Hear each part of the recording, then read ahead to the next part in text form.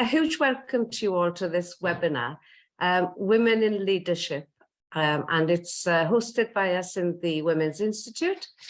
And I'm delighted to say that we have 500 registered for this webinar, which is, I think, a record for us as an organisation.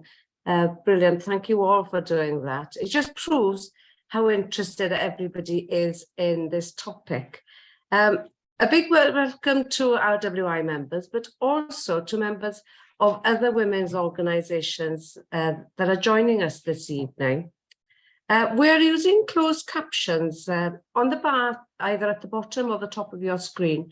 You will see an icon, and we hope that this will help anybody that's hard of hearing. So just click on that icon if you need closed captions.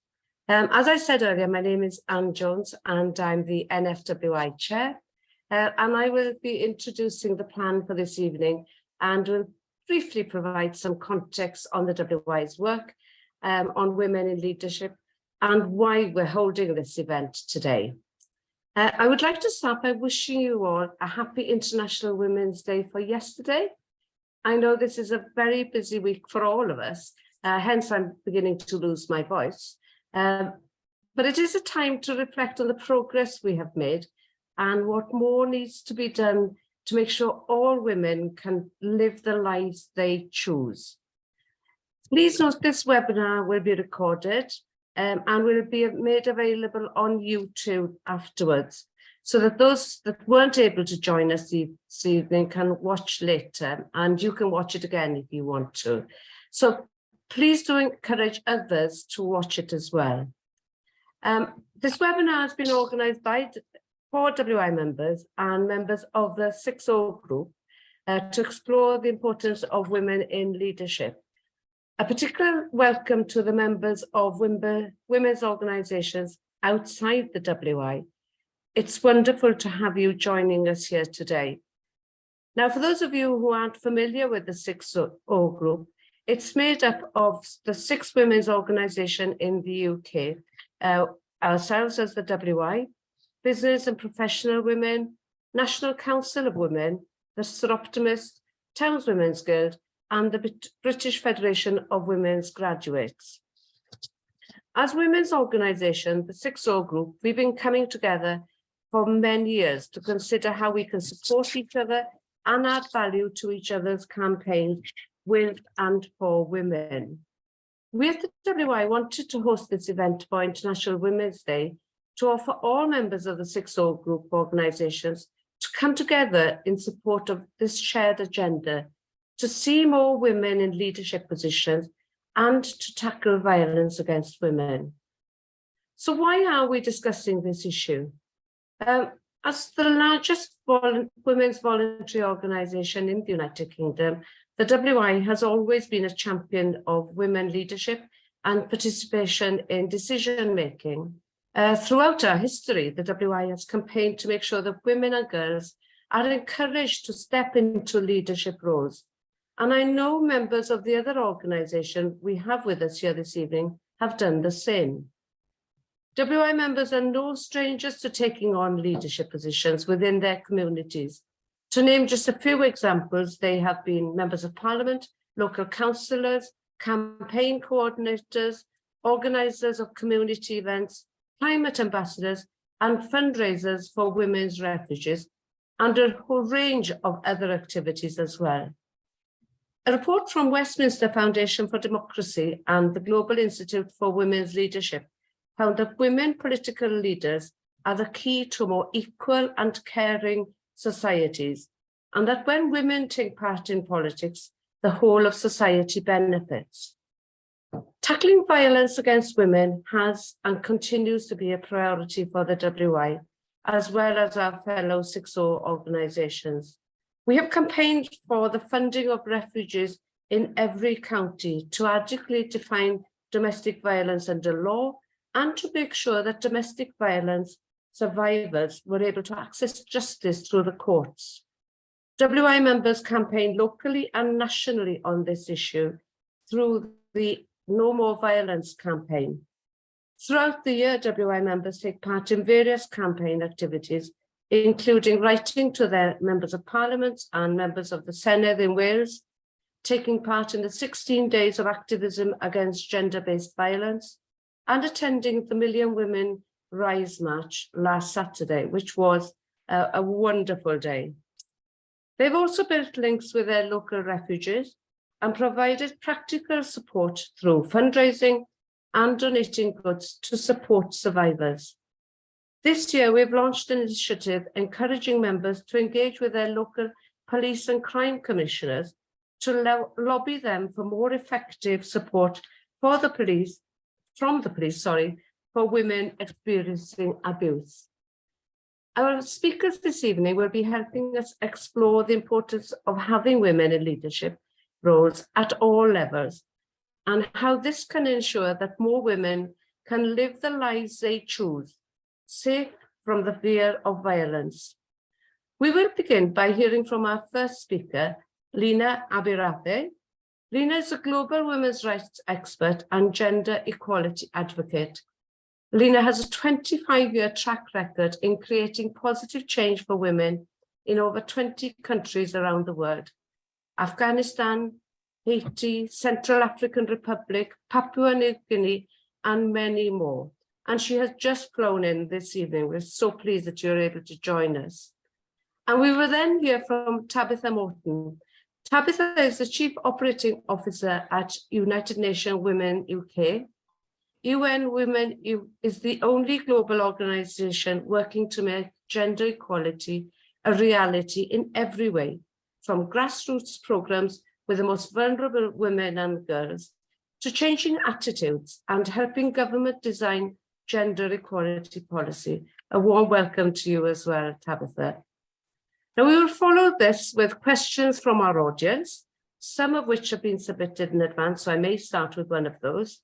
But if you would like to ask a question this evening during the Q&A, please type your name and question in the Q&A box. I'm sorry, but I can't get you to ask your question. The nature of the webinar is that I'll have to ask it for you. So if you type in your name and your question, that would be lovely. So I'm going to start the evening proper now and hand over to our first speaker, Lina AbiRafeh. A warm welcome to you. Thank you so much. I'm delighted to be here. And you're absolutely right.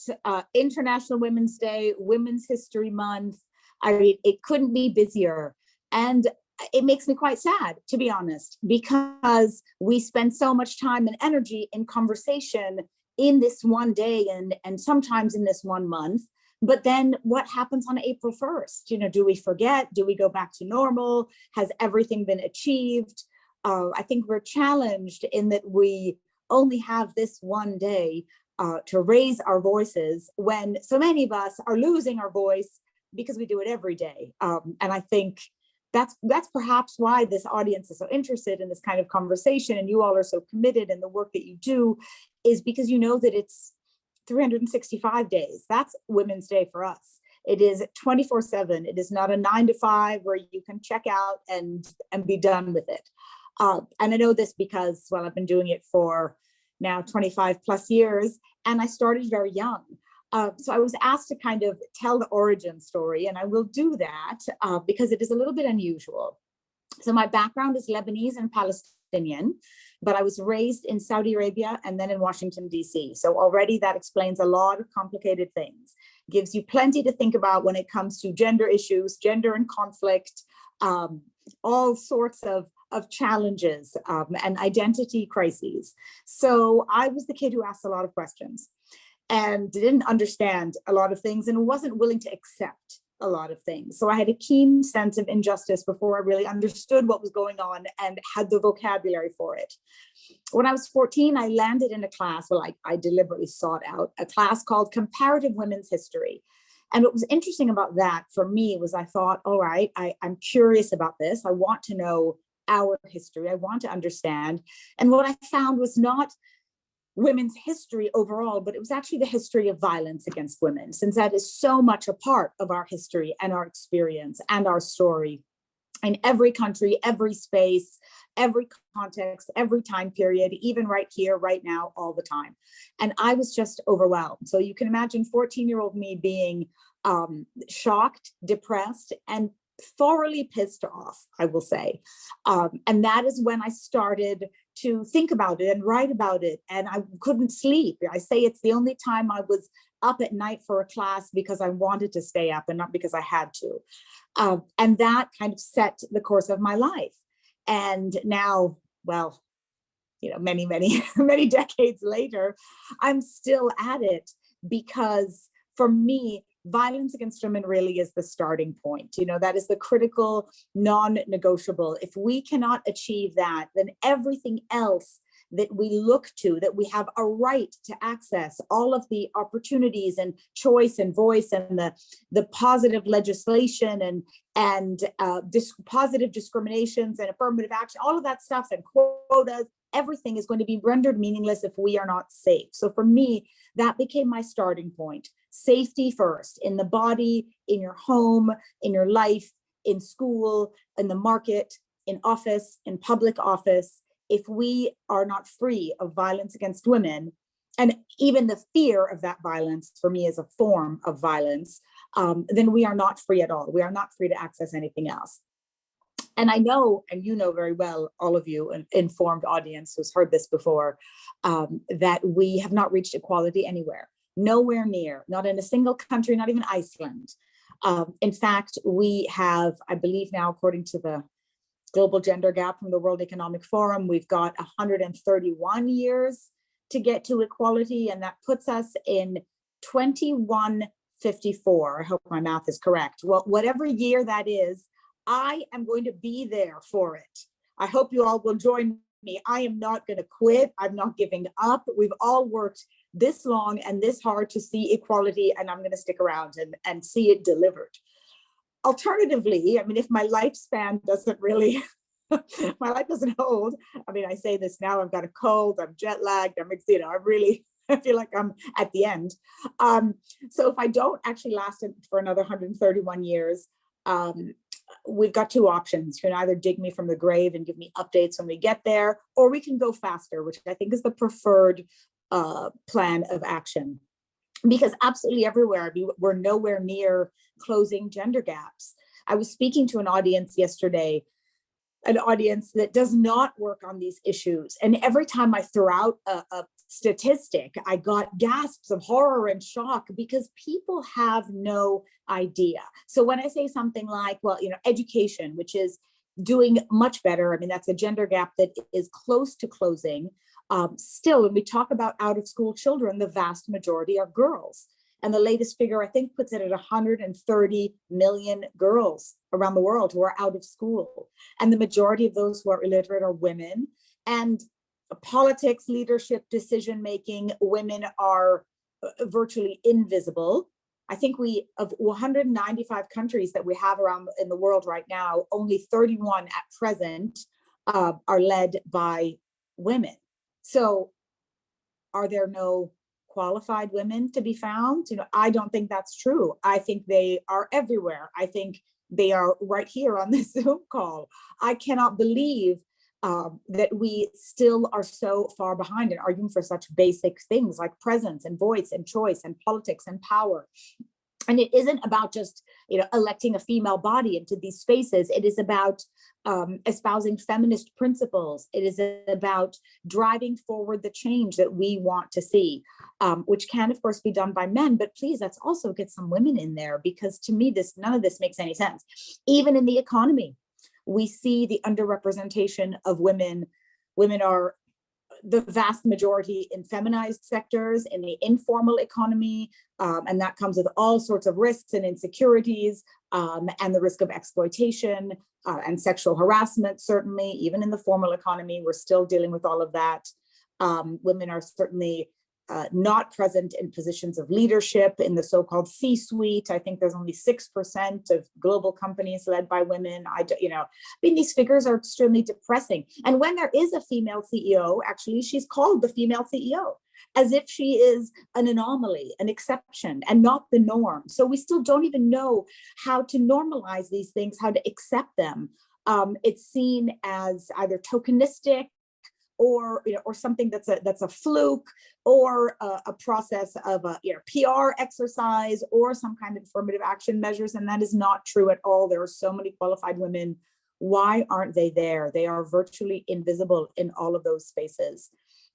Not to mention, add the burden of unpaid care work that is done mostly by women. I think 3/4 of that is done by women. And if there's one thing we should have learned by now globally, and certainly the pandemic was a cruel reminder of that, care work is work.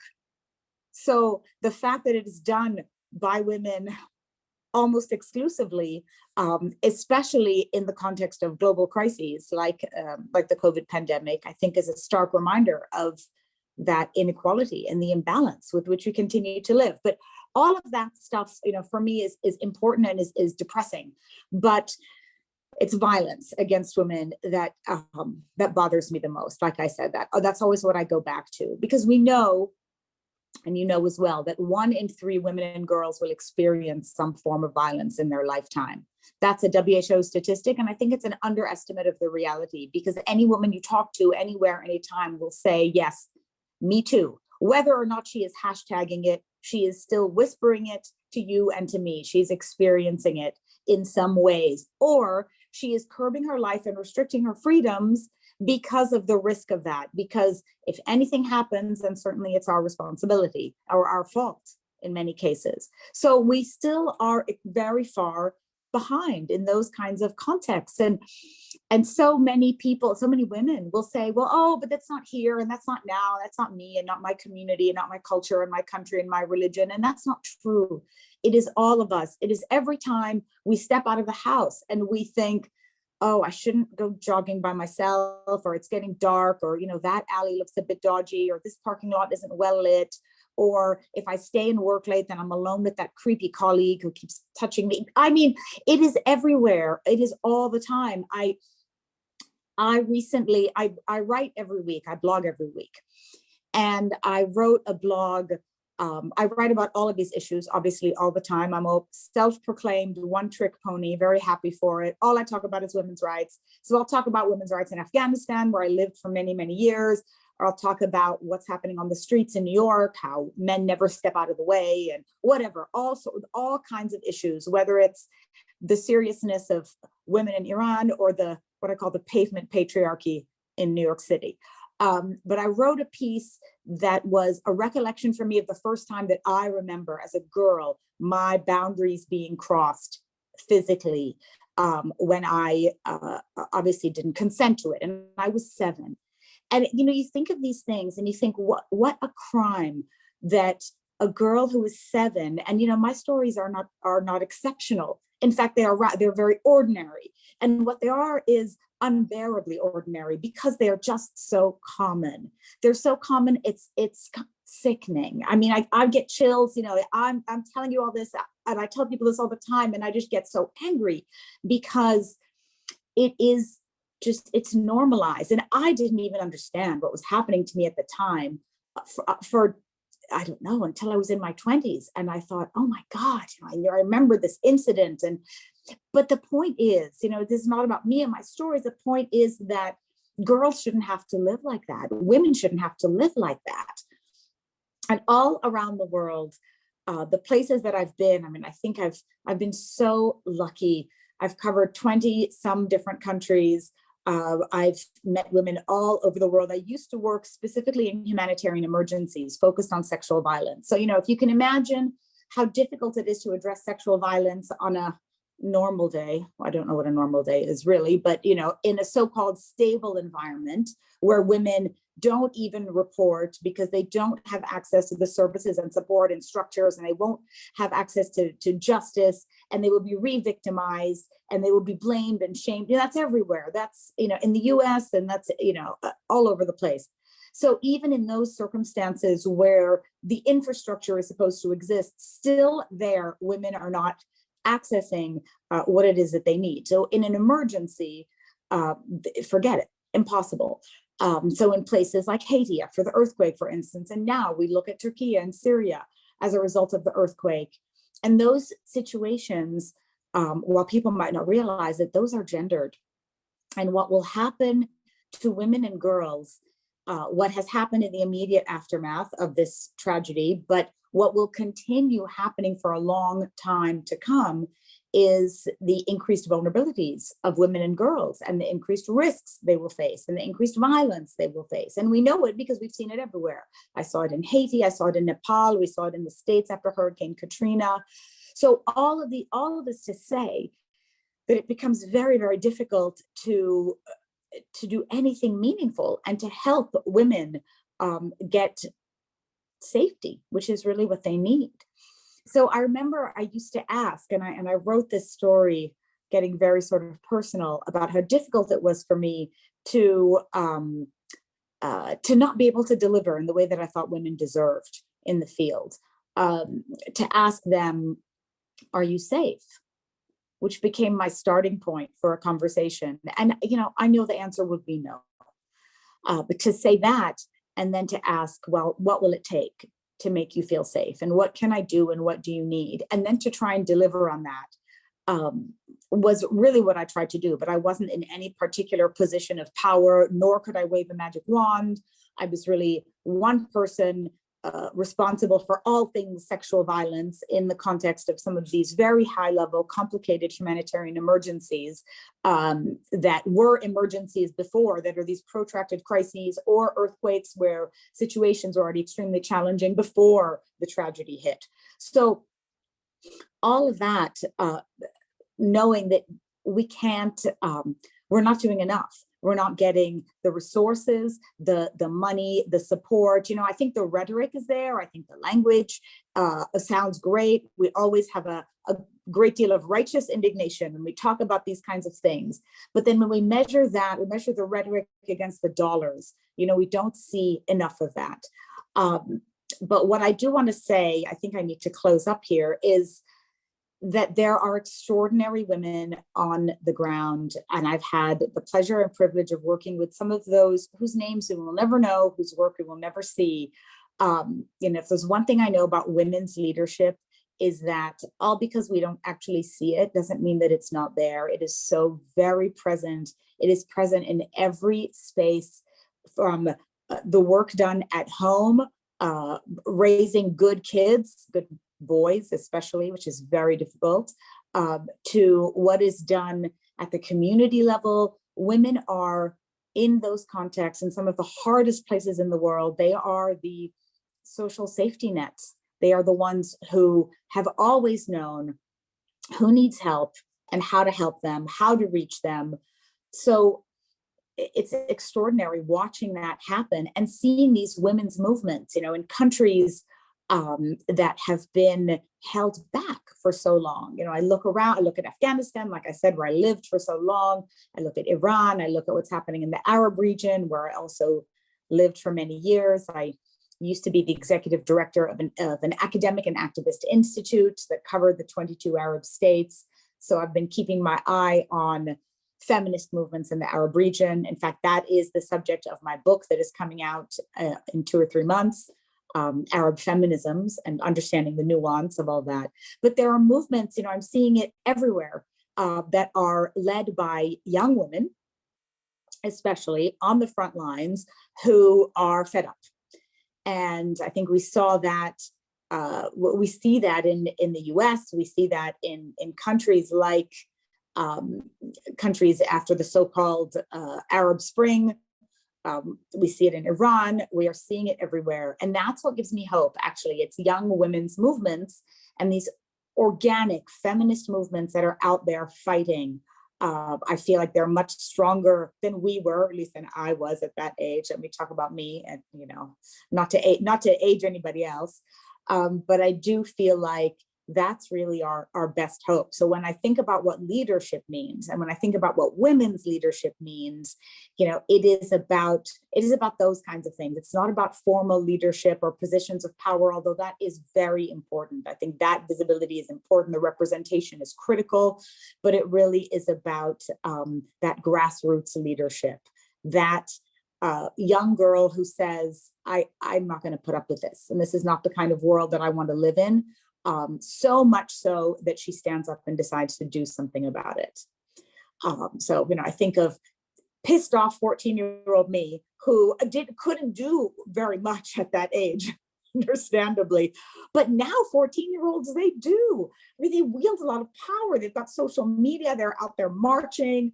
I was just angry by myself.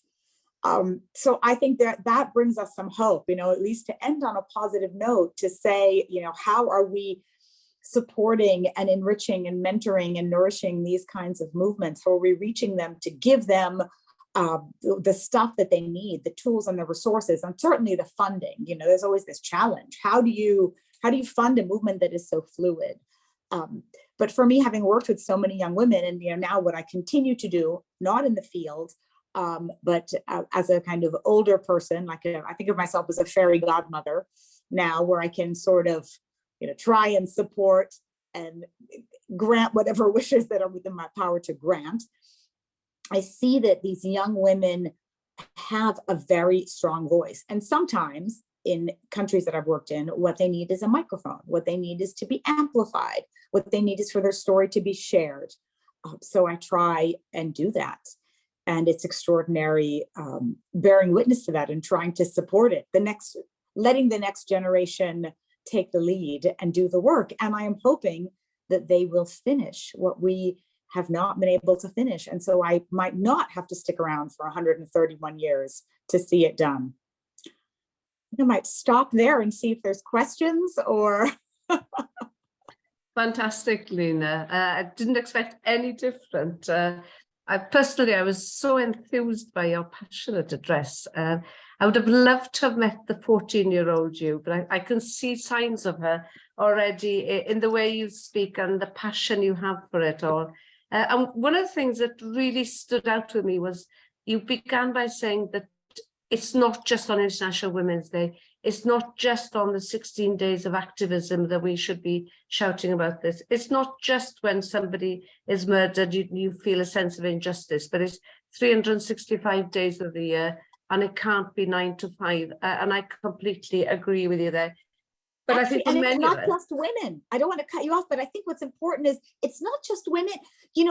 We are fighting to fix a problem we did not create in the first place. So, the fact that this is an add-on to women's labor for me is also an injustice. Where are the men? I know they are there. I do not think that every man is a perpetrator, but I need to hear them more loudly. I need to hear our allies and champions and supporters out there doing the work with us, especially because they are probably far better placed to communicate with other men about what is or is not acceptable. And I think those things make a difference.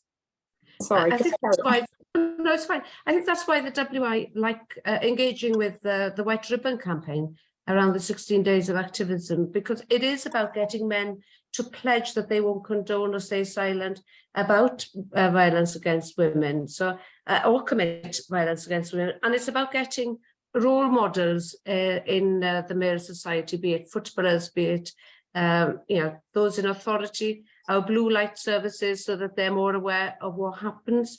So it is about getting men to talk about it and to actively say out loud that they're not going to stand for it anymore. We've got to have them as our allies, because otherwise nothing will change. One of the other things that struck me on your address was about your childhood experience of growing up in so many different countries and seeing so many different cultures and limitations on what women could and couldn't do. That must have fired up that fight in your belly for the right of a woman. And the other thing was about the invisibility of women today. And I think it is just so true that we haven't reached equality in any country is so depressing. And to think that it would be in 2154, well, I think they're going to have to dig us all up by then, aren't they? So we have to do something to make sure we get there sooner rather than later. But you're ending on the joy of women's leadership and the social safety net. I think that's where we find that we've got something positive to share out of this. There's plenty of doom and gloom, but actually we are getting there, even if it is slowly. Huge thanks. If it's okay with you, I'm not sure if there are some questions in, but there are. Thanks. Right. Di Markin of Asbury, WI. As a proud mother of 2 daughters and grandparent to 2 gorgeous granddaughters, how do I use my time with them wisely to empower them to speak out and be confident? Do you know, I'm going to keep this for both of you, I think. And I may keep all of these for both of you, if that's okay. And Helen says she agrees wholeheartedly with everything you said, Lina. But what could we as ordinary women, we're not teenagers, do in our everyday lives to help effect change? So I think these are sort of questions that you can both answer. So I'm going to, if you're happy, to hand over to Tabitha, who's going to talk to us. Warm welcome, Tabitha. Thank you so much. And yeah, I just wholeheartedly agree with everything that Lina's said so far. And unsurprisingly, I'm going to repeat a lot of the themes she's been talking about this evening, because, you know, everything she's been talking about is so, so true. I'm just going to, no, don't worry, I'm going to share some slides, mainly because I like pictures when I'm talking behind me. So but this is not going to be some sort of death by PowerPoint or anything like that. Please let me know in the chat box if you can see the slides, because I'm just aware that our faces might cover up some of them, but they're not really hugely detailed, so you should be able to see everything as you go. So thank you so much to the WI team for inviting me along this evening, and thank you to all of you for committing time on a really busy week to come in and listen to what we've got to say. So I'd love to start this off because I'm going to really talk through who UN Women are, the work we're doing in the UK, the work we're doing globally, and particularly around leadership and particularly around technology, because that's the theme for UN Women this year. That's a theme of the work that we're doing. But before we do that, I always feel like it's very lonely sometimes doing the work that we do, and it's really important that we understand we're part of a wider collective. So I'm going to play a short 2-minute video to really help sort of us to feel the women around the world and the progress that we are making. I am sorry, Tabitha, but it's on my screen, it's still showing that your slides are loading. Oh no. I don't know if that's true for everybody else. Okay. Is that the same on everybody's?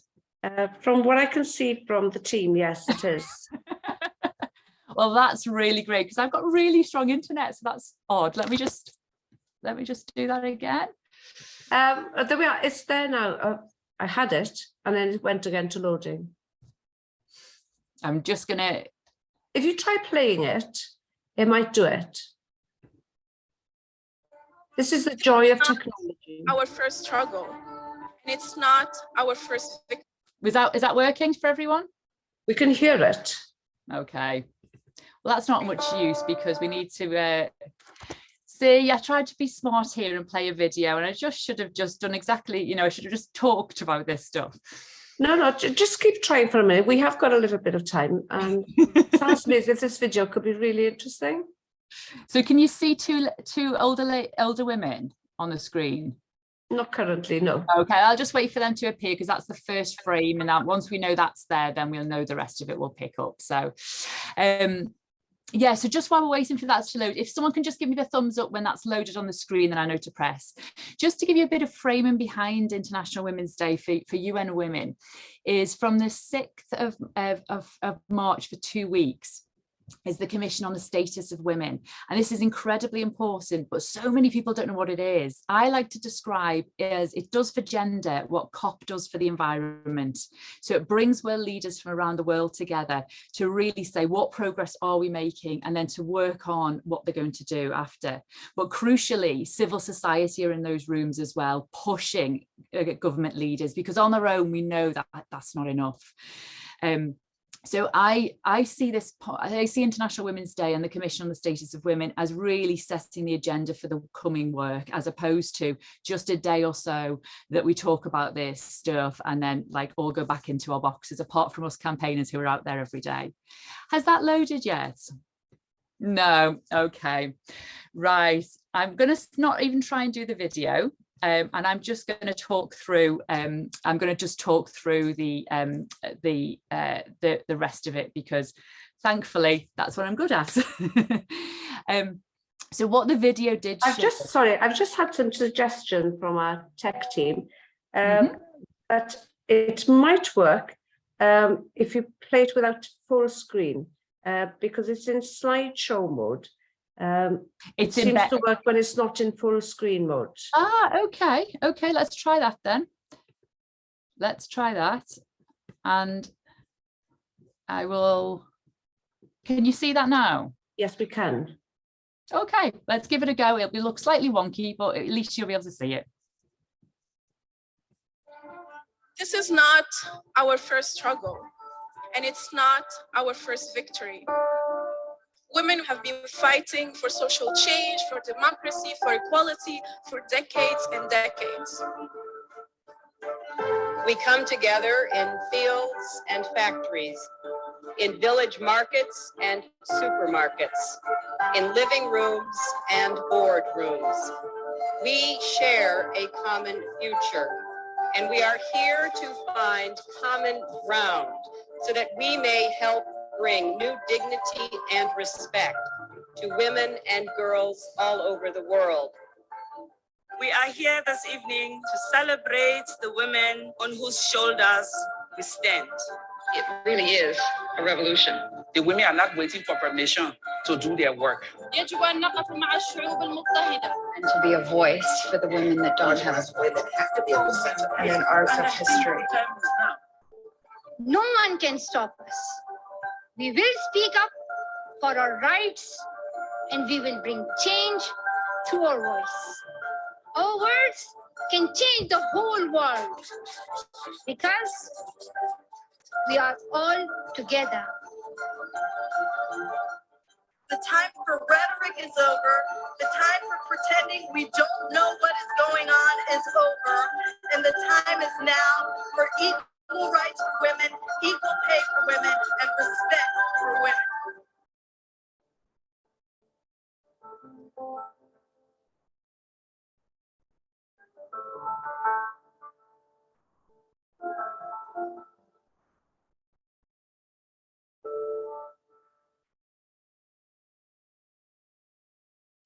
Thank you for persisting with us with that. I'm going to leave the slides as they are because you can see them, because there's some great pictures I do want to share. And I don't know if you're like me, I need a little bit of visual guidance as well as we go. So I love that video. I never stop smiling when I see it, because there is a mix of everything there. There's a mix of demanding, there's a mix of anger, there's a mix of joy, and there's women showing leadership, and women showing that when they are at the center, we really build a world that takes those people from the margins to the center. That famous bell hooks phrase that I sort of base my feminism on, as I know so many campaigners do, because we build a world where women thrive, but guess what? Men thrive as well. So our mission at UN Women sounds simple, but we do start this with safety. We've already heard tonight, unless women are safe, really the rest of it is sort of not going to matter at all. Because if we're not safe first from gender-based violence, then whether we have a choice or not in where we work or how we work is controlled, because there is an inexorable link between violence and economic empowerment. Because very simply, men use violence as a form of control over women. And also, if you're living in a society like all of us do, where it is okay to sexually abuse women, why on earth would we have 50% of the boardroom, 50% of academia, 50% of judges? Like, it just was never going to happen. So it's really, really important that we have a choice, and it's crucial that we have a voice at every level of society. And I know this firsthand. And I share this because I think stories on our own stories, we're told really young not to share our stories. We're told that society wants girls and women to be this perfect sort of cutout. So I was a young girl growing up on a council estate in Liverpool. My parents we're in a very conservative religion, and they decided to take me out of school when I was 10 years old.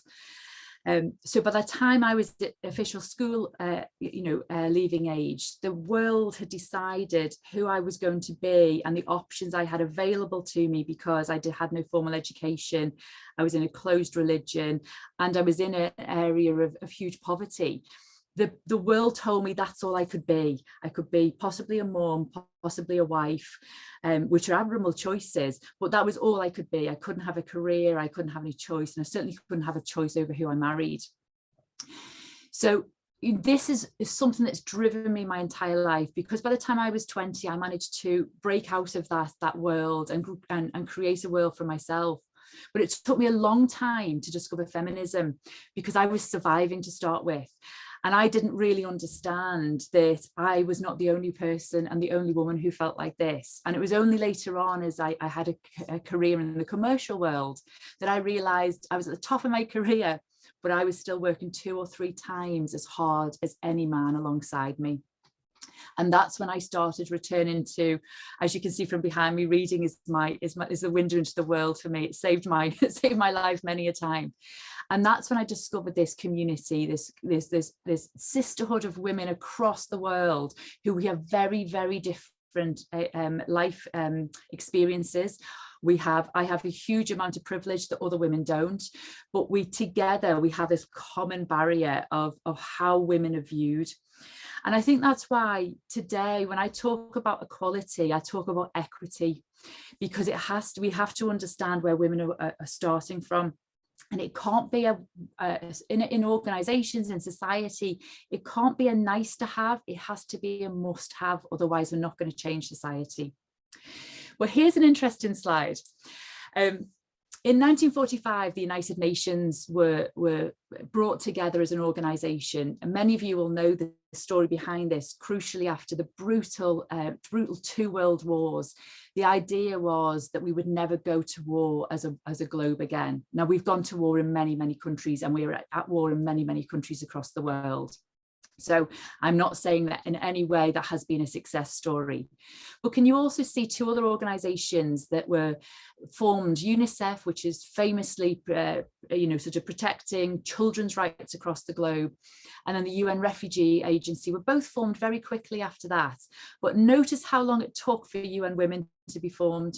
And I think this says a lot about how long it's taken us to even understand the differences of gender.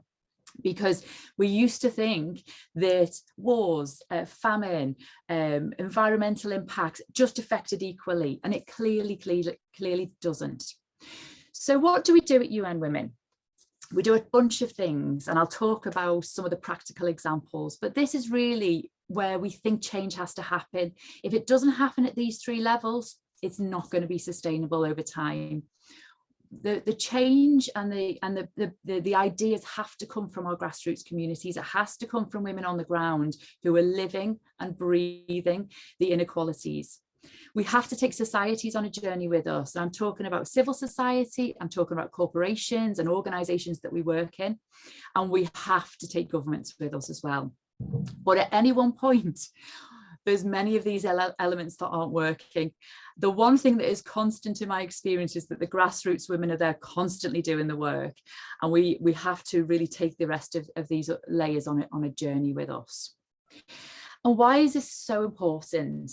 Well, in September last year, the United Nations measured against the Sustainable Development Goals how long it would take to get gender equality globally. And with no investment, they are estimating 300 years. So I'm not contradicting what Lina said earlier. This is about the sustainable goals and not having investment. So I don't want you to think we disagree on this at all. But that is for a bunch of reasons. The pandemic really wiped out women's employment and women's options. We've seen brutal dictatorships like in Afghanistan that have literally rolled a whole country's rights back. We're seeing time after time countries from Haiti to Pakistan to Syria to Turkey, huge regions destroyed by so-called natural disasters caused by global warming and the climate crisis that we face. So here's some of the things today. Women are 14 times more likely to die in a natural disaster. So That means they're not safe. They have 50 million girls that will never get the chance to read or write compared to 10 million boys. And over 47 million women and girls are forced to live on $1.90 per day. Now, just some of those things that on their own are enough, but when a natural disaster strikes, the first people that move into those areas, as alongside aid workers, are people traffickers, and people traffickers who will force women into sex work and traffic them away from their families and loved ones. When women don't have economic empowerment, then they are at the power of the men around them, and they cannot escape violent relationships. And if we don't educate our girls, they can't do any of these things. They can't have economic empowerment, and they don't understand and have not been given the sort of the understanding of gendered violence and how it is not acceptable for us either. So what have we been doing practically for this? This picture is a clip from CNN showing, on the left of the picture is the Deputy General of the United Nations, and on the right of the picture is the leader executive director of UN Women. And they are being interviewed after they just got back from Afghanistan. Now, they'd gone just at the beginning of this year because the Taliban had announced that women could no longer work for charities and NGOs in Afghanistan. And on top of everything else that had already happened, this was the final, but we were terrified for what was going to happen to women in Afghanistan, because if they can't even work with the women in the NGOs, how are they going to get food, medical supplies, medical help? So what I'm very proud of is that as organisations, we sent women to talk to the Taliban, but first they didn't start there. They went to the grassroots organisations and the women in Afghanistan. Afghanistan was our biggest country region before the Taliban took over. So we really embedded with women on the ground there. It's very important that we don't go in and tell people what to do. We listen to the women in the country and they tell us what's needed. So we asked them first, do you want us to talk to the Taliban? Is this of any help to you or any use to you? And they said, yes, make our voices heard to the Taliban, but make our voices heard around the world. And I think that's, please follow our work, because we will constantly be sharing that and making sure that when the press and when the media has moved on, that we haven't moved on. It's so, so, so important. And just to give you an update on that, we have some reassurances that some NGOs will be allowed to have women working for them, but at the same time they've just passed an edict to ban contraception in Afghanistan. So again, like at every layer, a woman in Afghanistan's world is becoming like so small. So we have to keep this on the international agenda, and we have to do all we can by channeling funds into women who are on the ground and risking their lives. In countries, this picture is, with permission, this picture is supplied. This is the woman in Turkey who is sitting in the debris of her home. And the region in Turkey and Syria, but particular Syria, was already a war zone. This was already an area of the country that was destroyed by years of war. So the infrastructure was just not there. And I just want to give you a feel for like what we do on the ground in these countries, because of course, humanitarian aid, the initial warmth and food parcels is so, so important. But even at that stage, so many organisations forget about sanitary products for women. They forget about dignity kits, as we often call them, the sort of the things that help women, look after themselves. But even after a couple of days, we then start to see the gendered sort of approach really change. And I think at the moment, one of the things that we're working on is there's 350,000 women in the region that covers Syria and Turkey that are about to give birth. And there's so little medical help and premises because the earthquake has destroyed these as well. And crucially, as areas start to rebuild, we have to make sure, and we campaign and work with local governments to make sure women are at the table when you rebuild these societies, because otherwise they just get built in a man-shaped world. So it's so, so important we're there, not just at the humanitarian level, but in the weeks and months that follow. supporting women, giving them the infrastructure so that they can really have a voice in the area. What do we do in the UK? In the UK, it is no different from anywhere else in the world. Sexual harassment, domestic violence is prevalent. It is an epidemic that has gone across the entire world. And finally, people are starting to wake up. In 2021, we did some research as to when we were coming out of the pandemic, what was women's attitude to public spaces? Were they happy to be back? What did they feel? Was there any difference from before? We got some really terrifying statistics from that. One of them was that only 3% of 18 to 24-year-olds had not been sexually assaulted in a public place or sexually harassed in a public space. Really, on top of that, there was nearly 90% of women who would not report what had happened to them, either because they didn't think anyone would care, or they'd been sort of told by the media, told by public opinion that it's not actually that big a problem. This isn't that really important. And what was that doing? That was making women change the way they worked, change when they ran, change how they got transport.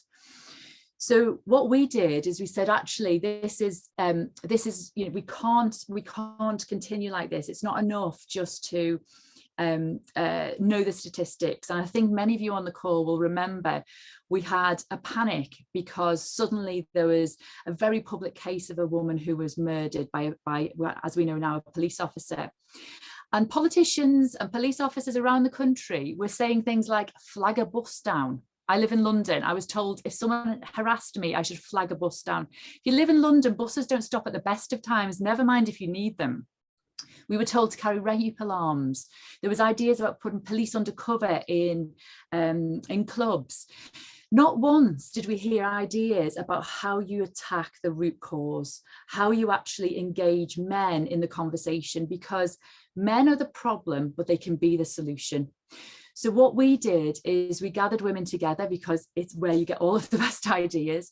We brought nearly 4,000 women together in different forms to say, what would those solutions look like? What would make it better for you? We brought academics, we brought campaigners, and we narrowed it down from about 150 brilliant ideas to a couple of ideas that came about how you change music festivals, music venues, public transport, and online safety.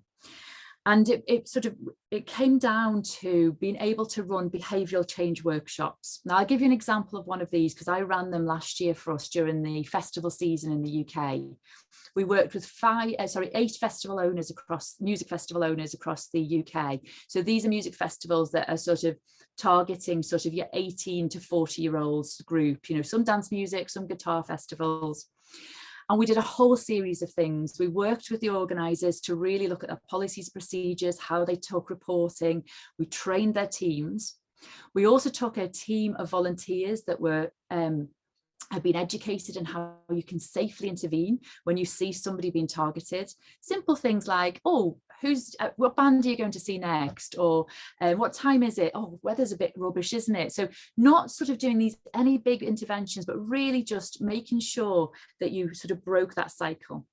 And we also took an intervention to the festival. So we had a big tent and we were doing fake tattoos and all sorts of things like this. The point being, we wanted to start men in the conversation.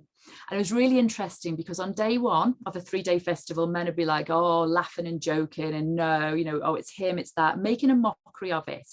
They'd listen to us. And then day 2, they come back and they'd say, okay, I saw this girl and this happened. So I asked her this. And by day 3, they were evangelizing to all of their friends. And it's a very simple tool. I'm not saying that we change the world doing this, but what I'm saying is if we started to see this program rolled out wholesale in schools, in colleges, in workplaces, that we would start to tackle some of the attitudes. That doesn't mean we don't need to fix the justice system. It doesn't mean we don't need to educate our young people, but this is one tool in an armory of ending violence against women and girls. So leadership. One of our other programs, our global programs, is called He for She, and this is about taking men taking the lead in their organizations. And believe me, this is not about mentorship programs for women to be better. Women are not the problem. This is about men sharing power, understanding how their organizations, if they are the leaders, are blocking women's progress through. We're seeing women progress through to the C-suite, but it's stalling. We've only got 25% of women in the C-suite at the moment, and too many of those are in HR or in marketing, are in those female seen roles. So the He for She program is really about us working with those organizations and saying, and having the tough conversations behind closed doors. We don't out them on Twitter. That's not our style. But behind closed doors, we're saying, right, where's your knotty problems? And having like, okay, so what if you offered childcare to some of your teams? What if you actually offered that? Well, you would see a difference in women being able to stay in the marketplace, to stay in the workplace. Have you got ending sexual harassment rules and policies in place? A whole bunch of things that we have those really knotty conversations. And then just finally on the leadership side, we also have a program called the Unstereotype Alliance, and this is where big brands and media companies come together in a collective to really tackle the stereotypes that we see in advertising. It's far from perfect, I absolutely know, but the progress we've made just in the 2 years since we launched this, we've got the biggest alliance in the world. We have 45 members in the UK that are changing the face of advertising and showing society as it should be, understanding women of heritage, how they see themselves sort of portrayed, and not just as a collective, but how does an Iranian woman see herself portrayed? How does a woman of African heritage? How does a woman of Caribbean heritage? And then how does a disabled woman, an LGBTQI woman, how do all of these different women see themselves portrayed, and how can we break those stereotypes down? So that's all what we're doing already. But I said already that we're heading into we're in the middle of CSW, and the theme this year is about how we end the digital divide. And I just want to give a couple of examples before, because I know I have to wrap up. So I took a lot of time with my tech not working properly. So the digital divide is so important that we end, because tech is not a neutral place. Technology was built by men mainly, though women were definitely involved in it in various ways, but often have been written out of it. But too often, if you look at technology and who's actually working in them, it's so male dominated. So that means that solutions don't think of women. We don't think of sort of solutions for them. And then we have, on the other hand, when you give women the ability to be able to create tech, they come up with incredible solutions. And guess what? Those solutions work for everybody. So I'm just going to share a couple of examples, because I am very conscious that there's so much that needs to change about technology.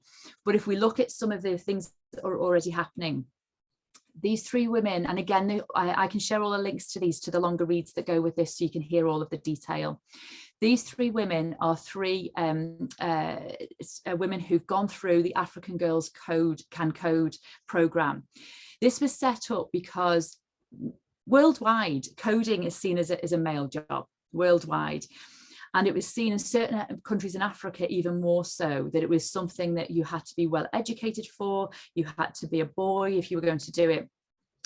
And what this program is doing is it is actually getting women into tech so that they are able to work for big tech companies, so they're economically empowered. But far more importantly, we're breaking that very white, very male tech sort of bubble, because these women are just three of a huge group of women who've gone through this program and are really going to change not just tech in Africa, because tech is global.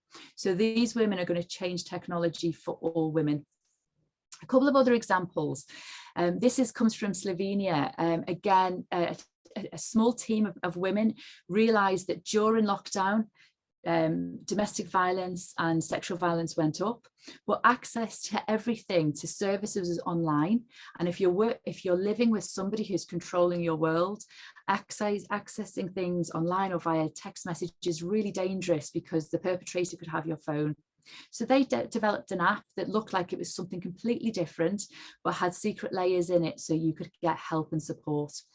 Again, men don't understand gendered violence, so why on earth would they come up with an app like this? But when women are given the ability to be able to create technology, they come up with solutions that really work for women. And then finally, gaming is giving such a bad rap, and absolutely there's some very violent games out there. This group developed a program called Re-Rise, and this was about if you don't know how to talk about things, if you haven't got the language, it's really hard to unpick all of the structures around that. And they realized that there were so many young people who didn't have the vocabulary to understand gender inequality, so they gamed it. And this has really been able to democratize how young people engage in technology, but also engage in campaigning, so we can have more 14-year-olds rising up. So just finally, the calls that we're doing this year is to make sure that we remove all barriers to access to the digital world, that we educate and train women and girls in STEM. But it's no good in educating and training them unless we actually give them the opportunities, the leadership opportunities to create that tech. And online is no different from offline. The gender violence plays out online just as much as it does in person, so we have to end that as well. But you know what, just to finish, if we empower the next generations coming along, I have every hope that that 300, that 140 will reduce dramatically, because they simply will not put up with things. They will demand differently and better from their governments and their societies. And I feel like we are just sort of a funnel helping them on that way. Wow, that was brilliant. I have to say, I knew we were in for a treat tonight when I realized who the two speakers were, but I didn't quite expect it to be as powerful. So thank you to both of you, but particularly Tabitha. I don't think many of us realized the strength of UN Women, and certainly didn't realize the importance of UN Women Conference. And it's a good comparison to compare it to COP, because now COP is in our vocabulary, and anybody that's concerned about climate change knows exactly what COP is about. And I think we need to get that message out about the UN Women Conference, that is equally important, if not more important, for half the population of the world. So it's nothing else tonight. We've learned something, haven't we? And also put it in your diaries for next year, because we take delegates virtually to it. So please look out for the application next year, because we'd love your members to come with us virtually to that as well. So put it in your diaries. Brilliant. If you can share that information with our team, that would be really brilliant. And we'll make sure that we publicise this so that as many members as possible can join, and also the members from the 6O group that are joining us this evening as well. We want all women to be involved in this. I like the safety, choice and a voice. It is exactly that, isn't it? Without safety, you don't have the choice. And without the choice, you certainly don't have a voice. And they all tie into each other. And the lack of education in some of these countries, I think particularly about the situation in Afghanistan, where women and girls aren't being allowed to go to school, they're not allowed to be in work, and they don't have economic stability. It's a dreadful situation for them, and I'm so glad that the UN Women are involved there and trying to help them, although we all realise that there's only so much that we can do when you have a government like that in position. And I think we've all seen the earthquake in Turkey and Syria, and realised immediately, like any crisis, that women are at the forefront of this. They feel the pressures first.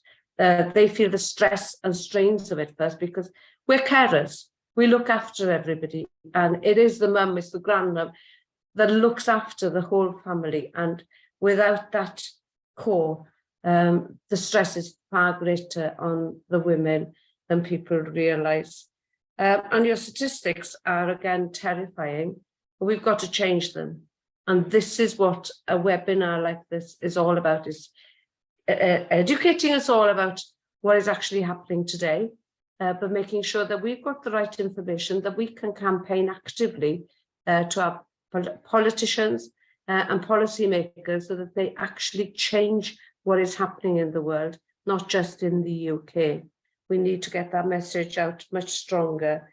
And I particularly like the He for She programme, because again, it is about engaging men in enabling women to succeed. It's a partnership. And most men don't want to hold women back. I think it happens because it happens. It's not that they're deliberately holding back. But I think when you focus on it and give them the challenge of how can we enable women to move forward and work with them, I'm sure we can make a huge difference. And the final thing you showed, which was that app with the secret layers within it. We all know, any of us that have campaigned with women who've suffered violence, that the most terrifying thing is to try and get access to help and to enable them to leave themselves and often with their families. And something like this app could just be the thing that helps them to find that support that they need so that they can leave safely. And that's the main part of it. So huge thanks. I'm not going to talk anymore because my voice is already going. And we've got lots of questions. And I'm going to go back to the ones that we first had. So you've got an idea what was coming up. So the first one from Di Malkin from Asbury, WI. As a proud mother of 2 daughters and grandparent to 2 gorgeous granddaughters, how do I use my time with them wisely to empower them to speak out and be confident? So you've had more time to think about it. So I'll go to Lina first and then I'll come to Tabitha. Yes. For the granddaughters, I want to start there, but I don't know how old they are. I can only tell you this. The young person in my life is my niece, and she's 8. So, if you're talking about that age group, what we have done with her from the very beginning is talk about consent, talk about her body, use the right kind of words for her anatomy and the male anatomy as well, for her to understand how to articulate what is going on and what she needs. And also to explain that she can say no at any point. I mean, being Lebanese and Palestinian, we're very touchy. We're very tactile. We want to hug each other. We want to kiss each other all the time. You can't really say no to being grabbed and, hugged and squeezed by your uncle. But we told her, no one's allowed to touch you without your permission from a very early age. And that includes me. I'm her aunt. It doesn't matter. Every single time I see her, I'll ask her, can I give you a hug? Or would you like to high five? Or should we shake hands? Every single time, as a kind of practice, so she knows that her body belongs to her and she's given the right to say no, and she will use that. Now, that's not going to solve all the problems in the world, but it's definitely a start, because when you talk about bodies and boundaries and consent and all of that stuff, and just as much with boys, I mean, boys who can be victims, but also boys who need to understand that touching is not allowed. So, develop those kinds of norms from a very early age. It's tough, but that change is happening. Thank you, Lina. That's really good advice. Tabitha? I couldn't agree more about that consent. I grew up in, as I said, this very religious environment where there was a huge problem with paedophilia in the religion, and we all knew the creepy uncles, and you were forced to hug them and sit on their knee, and it was and again, I haven't got any children of my own, but my best friend has they're now 14-year-old twin girls, and I've had the joy of sort of they just look at me and go, oh, the women. But what I've loved seeing is, because my friend she's led the way, she's an incredible mother, single parent mother, and she has had she's created an environment where it was okay for them to say what they were worried about. She didn't give them any, this is what I expect you to be, because they're twin girls, they are incredibly different. And that's I think what we need to remember, that our kids are so different, whether we're talking about boys or girls or, wherever we are on the sort of gender spectrum. I think giving them that safety and security just to be. I think that's such an important thing.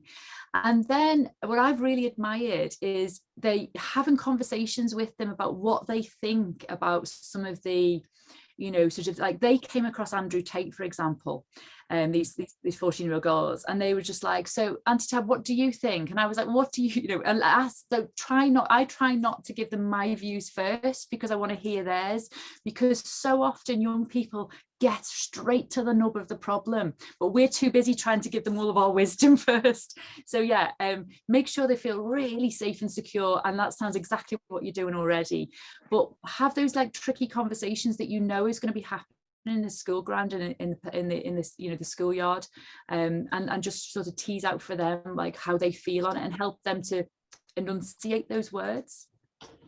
I think I would probably also add, make yourself an ally to them, so that they feel confident that they can share anything with you and that they can discuss anything with you. And whatever they say, even though you might not agree with everything they say, they can say it freely and openly to you so that they've got their voice. So I hope that helps, Di. Helen Kessel from Cornwall, I agree wholeheartedly with everything Lina has said, but what can we as ordinary women, who are not teenagers, and I reflect with that, do in our everyday lives to help effect change? So what can we women do in rural communities, etc.? I love that. Okay, so I can do that really quick, and then Tabitha, I'll pass it on to you. But when I did my TEDx talk, I used the theme, start where you stand. And what I took that to mean was that you don't have to go far to do good. You know, people tell me all the time, like, gosh, 20 some countries and 25, you know, Afghanistan and Papua New Guinea and Central African Republic, countries people can't even find on a map. You don't have to go to any of those places. You actually can take whatever space you occupy, wherever you have influence, wherever you have people, community, family, and start there. Start where you stand with those people. Even in the household, there is such an extraordinary amount of work to do with a partner, a parent, a child, whatever it is, a friend. That already is enormous work. And then you can just go wider from there. And even, like I said in the talk, and I say again, if we all took responsibilities for our little spheres that we occupied, and we made those spaces safe, and we made those spaces feminist. Imagine that everyone taking responsibility for their own space, well, we'd be done. I mean, that's it. The work's over. There you go. That would be nice. Tabitha? Totally agree. And we're ordinary women on this call. Like, we are ordinary women, and ordinary women are extraordinary. I think that's the thing, is like, there's nothing, no one took Lina or I aside and was like, or Anne, and said, oh my God, this is, you're the chosen ones. We are just ordinary women who I just got really hacked off. So I echoing that, from a UK perspective, I think the conversations with your family and friends, who you're already doing this via the WI, the organisations you support locally, but crucially, let's not forget the political element as well, because we all have a vote in this country. It was hard won for us, and as it is globally. Make sure that we are challenging those who are representing us to centre gender equality at the centre of everything. Childcare is going to become a really big election challenge in the next, it's the first time ever, all of the political journos are talking about it at the moment. It's going to be the first election that the politicians are going to actually have childcare in their manifestos. Make sure that your local elections that are coming up this year, make sure your councillors are focused on this, and those who want your vote as your next MP, make sure they're centred on this. So yeah, local, sort of on a sort of a family level, you've got it. Then you've got sort of supporting organisations locally, and really hold our politicians to account, no matter the colour of the party. All need to take this seriously.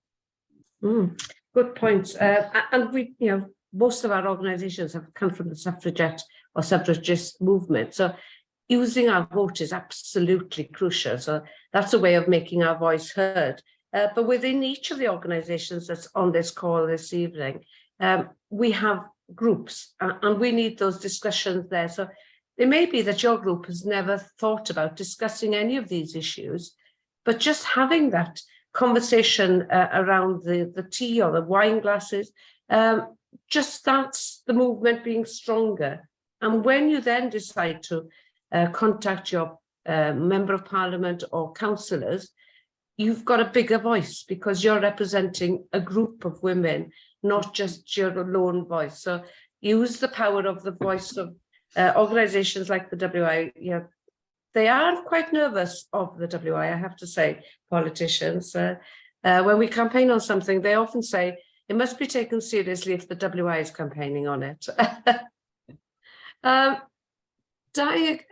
again says, do we have an opportunity here within education to bring sex education inputs more within modern times and talk about relationships with all genders? May help those young people having to access pornography online and getting false information on how to treat women. So it's quite a big topic, but it's something about how we deliver sex education within schools. I think we've all been there at times, haven't we, where it's been the giggling in the back of the class. It's been really embarrassing for those attending. It's really embarrassing for the teacher delivering it. Do we need a more grown-up delivery of sex education? We've only just had mandated sex and relationship education since 2019 in this country, and it's only in state schools. So I think we're all familiar with the giggling, but it's only 2019 that was mandated for state schools. So private schools, academies, religious schools, none of them, they have to do it by choice.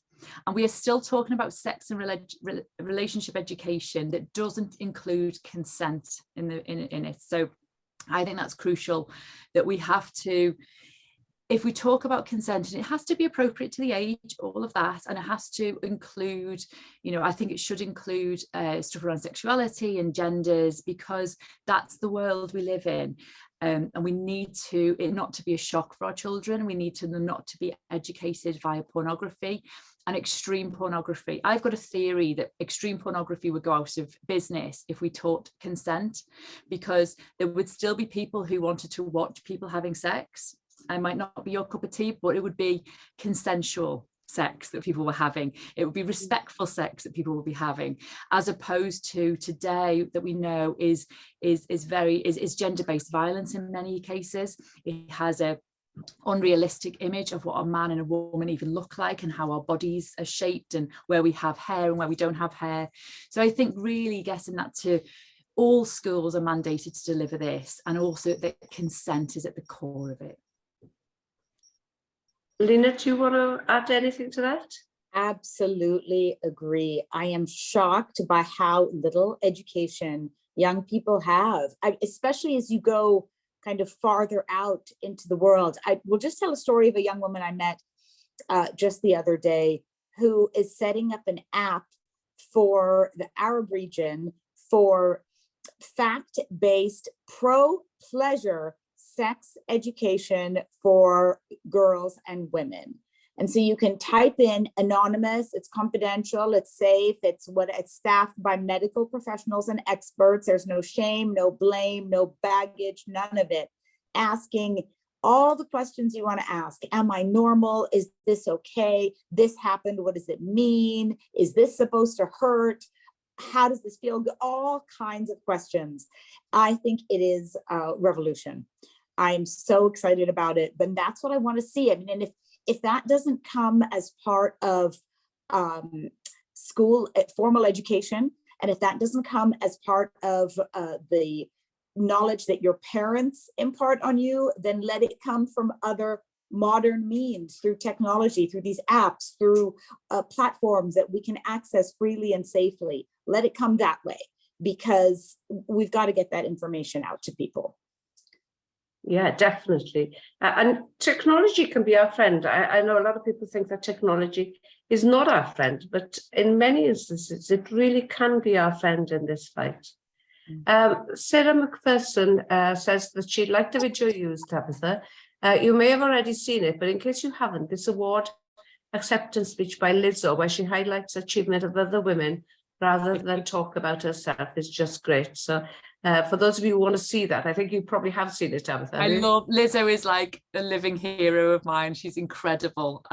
Yeah, fantastic. I mean, incredibly talented woman and challenging the expectations of what a woman in the music industry, how you should act. And it's just, yeah, she's on every level. She's just a living legend. But the sad thing is, there should be more of her. There should be, you know, that should be the music industry. But yeah, that speech is amazing. If you haven't watched it, please do. Okay. My questions are jumping all over the place. So my cat's just arrived in the room, is meowing really loudly. So if you can hear something, I'm not sobbing in the background. It's the cat. That's so funny. Well, I've got a disgruntled dog here who wants attention. So This is the joy of working from home on a computer, isn't it? Hopefully no sheets will come into mine. I love it, because actually, finally, it's like we've been given permission to integrate our real lives in our work lives. You know, it's not like there was ever anything magical about 9 a.m. to 5 p.m. where personal issues never happened. So now I feel like we're interacting in a way, you know, we're all in each other's living rooms. We see family passing by, pets who jump into the screen. I think that's real, rather than I have to keep a little packet of treats though to try and bribe her. But you are so right though, because we wouldn't be able to do this evening if we were all having to meet in a city in the UK. Yeah, you both might not have been able to attend. And certainly a lot of people who are on this call, including myself, live a long way from London. So it would be very difficult to hold it. So technology has a lot, and which fits in with what Elmer from Wiltshire says. Is there potential for using the subtlety of technologies to assist with educating women in Afghanistan? And she said, I hope this is not too naive a question and more an ambition. It's not a naive a question, and there is no such thing, because we've seen that technologies can assist in so many ways. Do you want to start on that, Lina? I think, you know, I would say yes, there's hope. I would like it to happen. Tabitha, I'd love to hear what you think and what's going on, because I know that so many women kind of got offline out of fear, deleted their IP addresses and whatever else to kind of hide, got off social media. So I don't know, you know, if that can be done in a way that is safe, and if that is the future of the, you know, what was the underground school of 2 decades ago. You know, is this the way it's going to happen? I'm not sure. You know, how connected are people? Again, you know, there's always the problem in Afghanistan, and it has always been, of Kabul as a bubble and the rest of the country. So the rural areas, you know, never were connected, never were experiencing any of the opportunities that the city or that some of the cities were experiencing. So there's that challenge as well, and that's not going to reach all the girls. Yeah. So yeah, I'd like to be hopeful, and it's a, you know, it's a right question to ask, because we have to find creative ways to get girls the education that they deserve. But I don't know.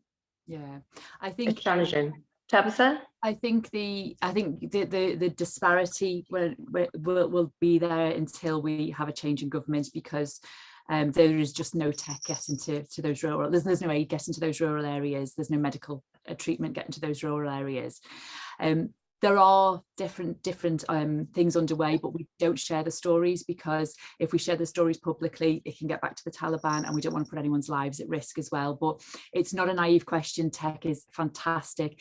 It does not teach somebody to be a doctor or a nurse or any of those incredible things that we need women doing, because we're going to have a whole generation of Afghan women who are not medically trained, so that when the Taliban is overthrown, we are going to have this incredible shortage of doctors and nurses. So it of course will help with reading and writing and things that you can book learn, but it's not the total solution. But yeah, there's incredible programs on the ground, but I hope you just understand we're not sharing any more details of what we know, just so we don't endanger anybody.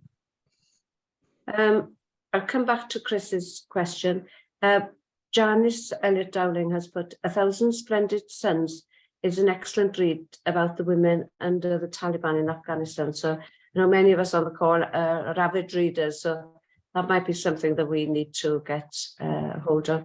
And Debbie's put in, while we're on the question of Afghanistan, with banning of women in Afghanistan from educational work, who is going to meet the health needs and birth issues? Or is that all babies in the home? Well, this is one of the challenges about NGOs not having women working for them, because it was the NGOs that were supporting this work. And that was one of the, you know, it is for women in rural areas, that's exactly what's happening. It's women being, you know, and it's one of the most dangerous parts of a woman's life, isn't it, giving birth? So yeah, but Lina, you probably know more of this. You lived in the country. I mean, I would say absolutely, that's right. Like, there's going to be a massive problem going forward. But you know what is, I left in 2006 and I wrote 2 books about women in Afghanistan, but I mean, they're more from an academic perspective, and you know, I can't speak to what's going on now, but it gives me some comfort knowing that you can't disclose things, because that means there are things, which already is great for me to hear, because I seem to only get the bad news that's coming out of the country right now. I left a lot of friends and colleagues back there, and tried to get many of them out. You know, and then what does that, I mean, who gets out? The politics of who gets out, who stays, and what happens to that also is, yeah, I feel very conflicted about all that. But yeah, I think it's, we're going to have to wait and see. This one has already gone on for longer than we would have liked, and it shows no sign of abating.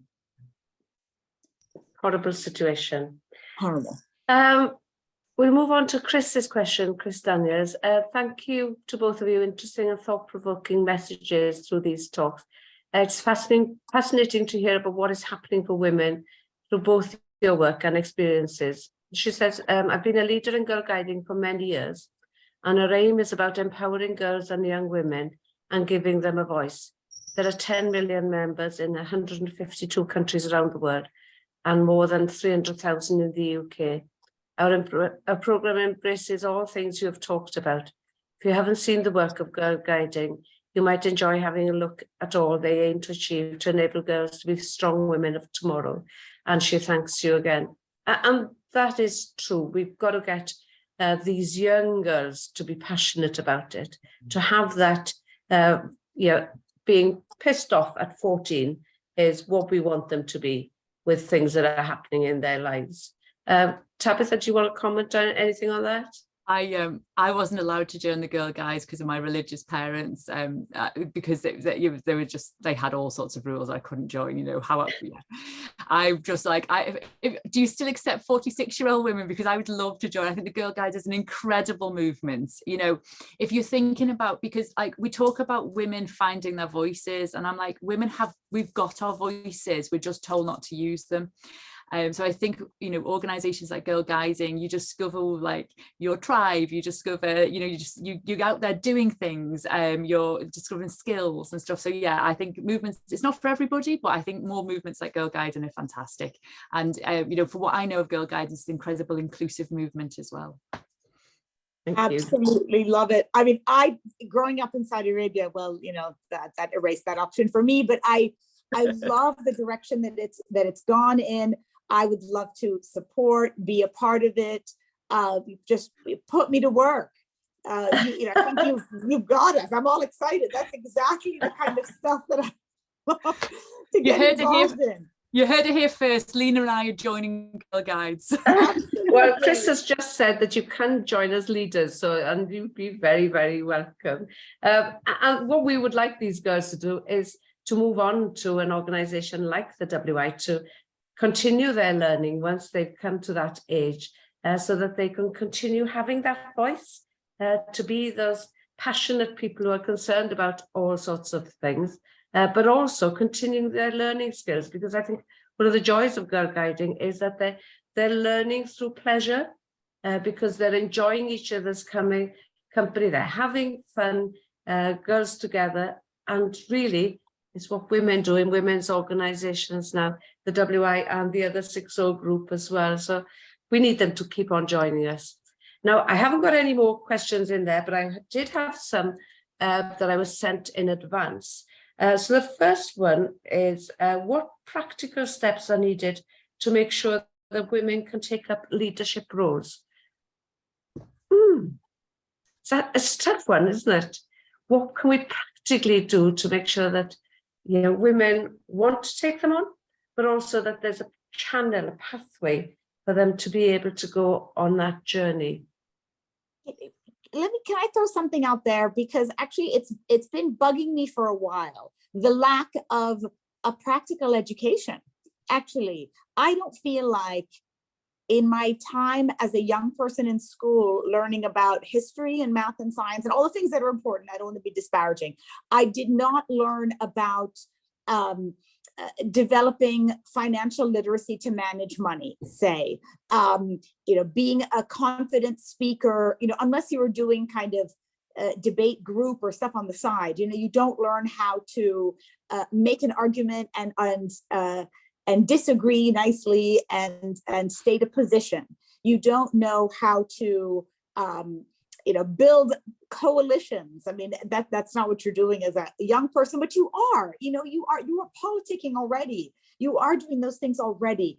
But those kinds of practical skills I think are, and emotional intelligence as well, you know, how to deal with criticism, how to present yourself, how to, you know, now for young people, how to manage your social media life as opposed to your real life. You know, those are the kinds of things that I think that level of practical education needs to be infused across all schools at all levels, so that young people can have conversations that are practical and take those skills. And yes, those are leadership skills. That's exactly what we need. And I don't know if we get that kind of stuff.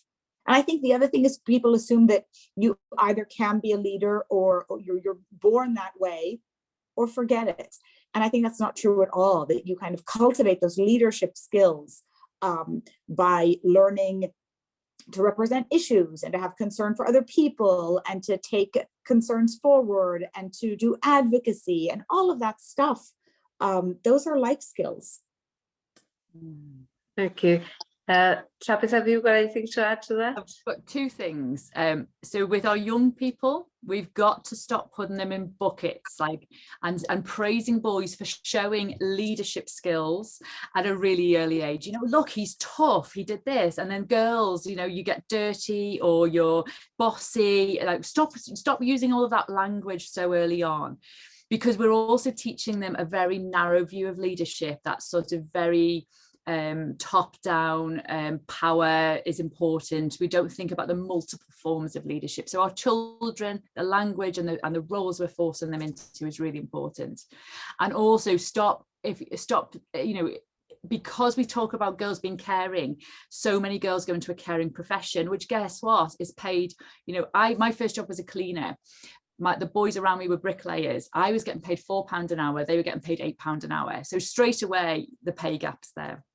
But at the other end right now, the women who are started their careers, who are starting to think about having children or who have children, we have got the second most expensive childcare in Europe. And I don't think until we address affordable quality childcare, we're not giving women choice, because of course some women want to leave the workplace and bring their children up, but so many women are like, I don't have a choice. It's thousands and thousands of pounds. I literally am going to work to pay my childcare. So I think we have to do both those, the new generation coming forward, but we have to invest in care. If you don't follow the Women's Budget Group, look at this work they've done. They've proven if you invest in childcare, you get twice the return on that as if you invested in infrastructure, so building roads or buildings, because you're creating jobs, you're creating tax for HMRC, all of that good stuff. So yeah, that's my tuppence worth. Yeah, I think we've been campaigning for a while, a very long time actually, for good childcare. And at the initial stage that I remember campaigning for childcare locally, it was about access to childcare. But by now, it's more about the affordability of childcare. And as you say, you know, for a lot of women, they're paying almost more for childcare than they're actually earning at that point. But it is a good career move to keep on working, even though it's financially not a good thing, because there comes a time when they're still in that workplace and still able to climb up the ladder. So no wonder it's going to be a hot topic for the election with the affordability of childcare. Amy Middleton from Wiltshire WI put, if you join the WI Young and join the committee, you get those skills. The WI filled in my CV nicely. I have to say, it's been the same for me. I never thought of myself as any sort of leader, but the WI and the Young Farmers Movement both gave me the confidence to be able to stand up in my local community and say something. And suddenly you find a pathway to bigger things, and you're not frightened by it. So don't underestimate the power of these voluntary organisations, because they're also strong enablers of women to progress who never thought or dreamt of progressing in leadership positions. And there are so many women who have gone on to do really powerful work, be it members of parliament, members of Senate or councillors, etc. So yeah, the power of community is strong. Sarah McPherson says, I heard Jane Fonda say recently that it took a while for her to understand that no is a sentence. I love that. It's a great philosophy. You don't need to explain or justify. Just saying no should be sufficient. I think we're nodding madly on that. Yeah. And this is from Tushara, who says that not a question, but for your information to share with members, acww.org.uk, CSW67. ACWW, for those of you who don't know what it is an organisation. It's the Associated Country Women of the World, and works with women all over the world to empower them and make their lives richer and better, not just in leadership, but in their life, and how they can raise their families and communities. They do some really good work. Okay, no more questions on there. What is one main piece of advice can you give young girls who want to become a woman in leadership? So, you know, if you looked at your younger self, what would you say? What's the one word of advice that you would give, or one piece of advice that you would say to them? I think mine would be, don't be frightened. You're going to be making mistakes along the way, but learn from them and just keep going. Lina? Don't quit. I mean, I think it's too easy to feel intimidated and to be frightened and to turn away from it and say, you know, we always feel like we have to overcompensate in terms of our skills.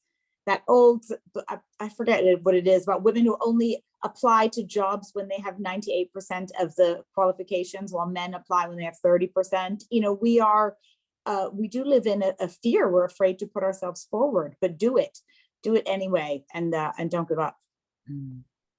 Brilliant. I would say, don't let the world shape you, shape the leadership that feels authentic to you. I spent years and years hiding the story of my upbringing, hiding, you know, becoming this almost like robot of what I thought a leader should be. And when that word authentic leadership is overused, you know, I hear it all the time, oh, be your authentic self. But if you really think about what that word means, it's like, what are the values that are sort of rooted here? You know, what really grounds you? And let that play out in your leadership. And I think that's when you're most successful. We know sports people bringing their like authentic selves to their mean that it's the margins between being an elite sports person and just being a sports person. Exactly the same in leadership. If you're not bringing your whole self and who you are, I don't mean going in and telling your story every day, but sort of those values that drive you, not what you think the world tells you should be. Excellent. You know, I've so enjoyed this evening. It's been absolutely brilliant. A huge thanks to both of you. Is there any message that you would like to give to everyone that's on the call tonight? Just one rallying call that you would like them to hear from you? I know I've put you on the spot with that, but I suppose a message of what we can and can't do. Lina, do you have anything you'd like to say? I would say share it. You know, there's a challenge in that we always speak to the choir, right?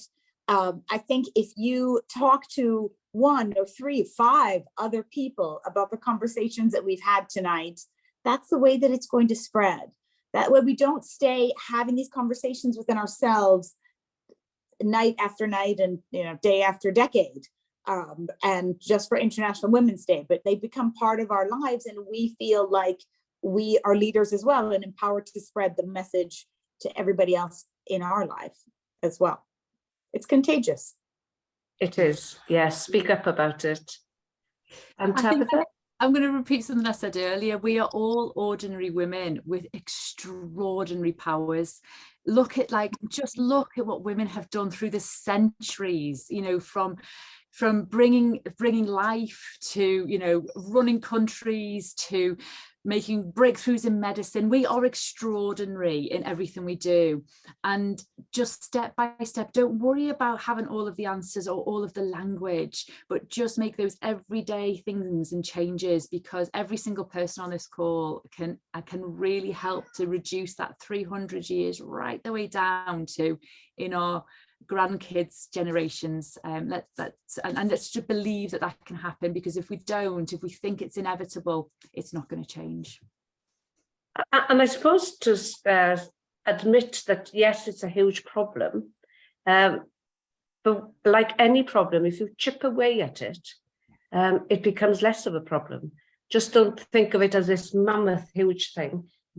Think of it as something that you can achieve individually and as groups. And remember that we've got this recording, which will be put on YouTube on the NFWI channel. So, just share that. We'll be putting it on social media. So please continue to share that so that it reaches more people. And as you said, by sharing, the message gets out to so many more people.